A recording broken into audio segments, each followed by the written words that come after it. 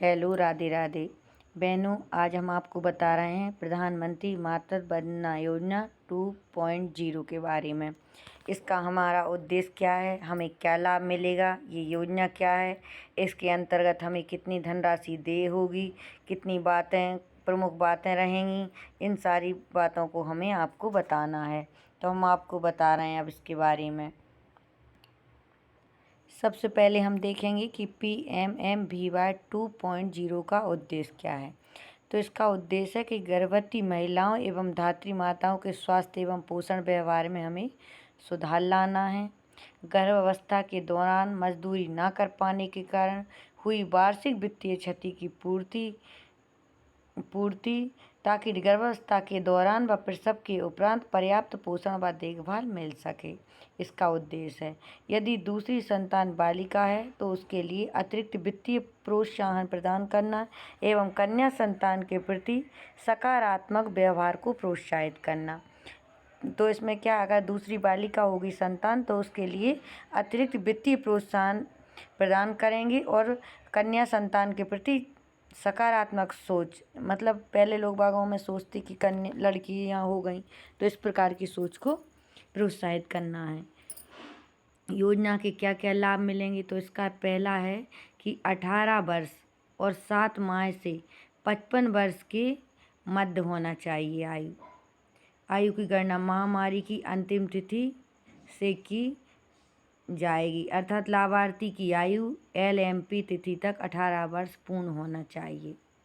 तो पात्र महिला को पहले 2 जीवित बच्चों के लिए ही प्रदान किया जाएगा यदि दूसरी संतान बालिका हो तो। अब पहली बार गर्भावस्था में तो चाहे बालक हो या बालिका उसको लाभ मिलेगा, लेकिन दूसरी गर्भावस्था के बाद बालिका ही संतान होना चाहिए, तब उसको लाभ मिलेगा। इसमें कौन पात्र नहीं है, अब उनके बारे में है। तो केंद्र सरकार, राज्य सरकार, सार्वजनिक क्षेत्र के उपक्रम के अधीन कार्यरत नियमित रोजगार पाने वाली गर्भवती महिलाएं व धात्री माताएं, महिलाएं जो किसी कानून के अंतर्गत समान प्रकार के लाभ से प्राप्त कर रही हैं, योजना हेतु पात्रता की श्रेणी में नहीं आएंगी, इन लोगों को लाभ नहीं मिलेगा। अब कितनी राशि देय होगी ये बताते हैं हम। तो योजना के लिए प्रथम बच्चे का जन्म बालक हो या बालिका हो, पहली बार चाहे बालक हो चाहे बालिका, लाभार्थी के खाते में प्रोत्साहित राशि 2 किस्तों में नियम अनुसार प्रावधान है। सबसे प्रथम किस्त गर्भावस्था के पंजीकरण LMP तिथि से 6 महीने के भीतर कम से कम प्रसव स्वास्थ्य तक, पहला प्रसव स्वास्थ्य होगा जब तक मिल जाएगी पहली किस्त। और दूसरी किस्त बच्चे के जन्म का पंजीकरण पे कितने मिलेंगे, 2000 रुपये, और पहली किस्त मिलेगी 3000 रुपये की। तो बच्चे का जन्म का पंजीकरण 14 सप्ताह की आयु तक के सभी टीके लग चुके हों, बच्चों को रोगों से बचाव के लिए BCG, DPT, OPV एवं हेपेटाइटिस B का उसके समकक्ष टीके लग गए हों, तब उसको 2000 रुपये मिलेंगे।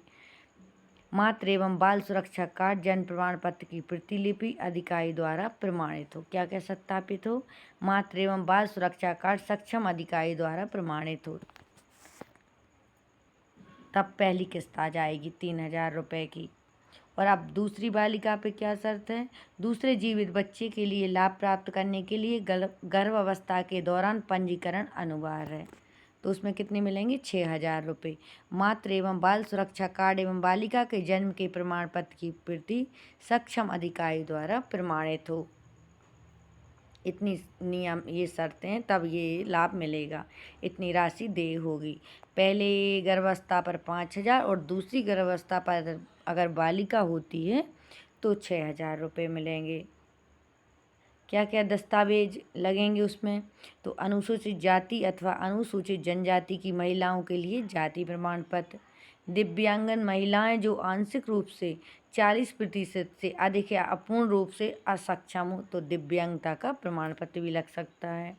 BPL राशन कार्ड धारक महिलाएं, BPL राशन कार्ड लग जाएगा उनका। प्रधानमंत्री जन आरोग्य योजना के अंतर्गत आयुष्मान भारत योजना से अच्छा महिलाओं का भी आयुष्मान कार्ड लग जाएगा। ई श्रम वाली महिला कार्ड है जिन महिलाओं के पास, उनका ई श्रम कार्ड भी लग जाएगा। किसान सम्मान निधि, आजकल तो किसान सम्मान निधि मध्य प्रदेश में सभी के लिए मिल रही है, तो उसका भी वित्त किसान सम्मान निधि संबंधित कोई भी दस्तावेज लगा देंगे तब भी आपको ये राशि मिलेगी। मनरेगा जॉब कार्ड वाली महिलाएं, ऐसी महिलाएं जिनकी पारिवारिक वार्षिक आय 8 लाख से कम है, उनको भी मिलेगा, उनका आय प्रमाण पत्र लगेगा। गर्भवती या धात्री आंगनवाड़ी कार्यकर्ता हों या सहायिका हों या आशा बहन जी हों, उनको संबंधित विभाग द्वारा जारी दस्तावेज अगर वो लगा देंगी तो मिल जाएगा। राष्ट्रीय खाद्य सुरक्षा अधिनियम 2013 के तहत राशन कार्ड धारक महिलाएं। अब PMBY में आंगनवाड़ी कार्यकर्ता, आशा कार्यकर्ता के लिए प्रोत्साहन राशि। अब इनके लिए कितनी प्रोत्साहन राशि मिलेगी? आंगनवाड़ी कार्यकर्ता बहन जी और आशा बहन जी के लिए तो सभी आंगनवाड़ी कार्यकर्ता एवं आशा कार्यकर्ता सीधे ऑनलाइन फॉर्म भर सकते हैं और आगे का सत्यापन और अनुमोदन PMBY पोर्टल के माध्यम से ऑनलाइन मोड में किया जाता है। आंगनवाड़ी कार्यकर्ता, आशा कार्यकर्ता को नीचे बताए गए तरीके से प्रोत्साहित किया जा रहा है। पहला बच्चा 150 रुपये। लाभार्थी को संबद्ध किस्त का भुगतान जारी होने के बाद, मतलब अगर मानदेय हेतु पात्र श्रमिकों का वर्ग ऑनलाइन आवेदन हेतु, तो आवेदन के 30 दिन के भीतर मानदेय का भुगतान। जैसे पहला बच्चा है, पहला बच्चा को आशा EW को 150 रुपये, लाभार्थी को संबद्ध किस्त का भुगतान जारी होने के बाद मिलता है। दूसरा आशा EW को 100 रुपये, टोटल 250 रुपये। दूसरी बच्ची लड़की है तो 250 रुपये लाभार्थी को भुगतान जारी होने के बाद मिलता है। इसके अलावा लाभार्थी के स्वपंजीकरण के मामले में लाभार्थी के क्षेत्र स्तर के सत्यापन और ऑनलाइन फॉर्म को अंतिम रूप में जमा करने के लिए आंगनवाड़ी कार्यकर्ता तथा आशा को 150 रुपये दिए जाएंगे। PMMBY लाभार्थी पंजीकरण फॉर्म को ऐप में भरने का दायित्व आंगनवाड़ी कार्यकर्ता बहन जी का है। आपके यहाँ जो भी आंगनवाड़ी कार्यकर्ता बहन जी हैं तो आप उनसे अपना फॉर्म भरवा सकते हैं। अगर आपकी पहली गर्भावस्था है या दूसरी गर्भावस्था पर संतान बालिका हुई है तो आप फॉर्म भरवा सकते हैं। इस प्रकार से हमने सारी चीज़ें आपको ऊपर पढ़ के बता दी गई हैं। अगर आप इसमें पंजीकरण कराना चाहते हैं, अगर आप इस योजना के अंतर्गत आते हैं तो आप अपना पंजीकरण अपने निकटतम आंगनवाड़ी के बहन जी से करवाएं जहां आपके निकट में आंगनवाड़ी केंद्र हो। ये हर राज्य में लागू है ये योजना और ये हर जगह चल रही है। ये हमारी PMMBY है, प्रधानमंत्री मातृत्व वंदना योजना। इसका लाभ पहली गर्भावस्था में प्रत्येक गर्भवती को प्राप्त होगा। मेरे चैनल को लाइक करें, सब्सक्राइब करें, अंत तक वीडियो को अंत तक देखें। जय श्री कृष्णा, राधे राधे।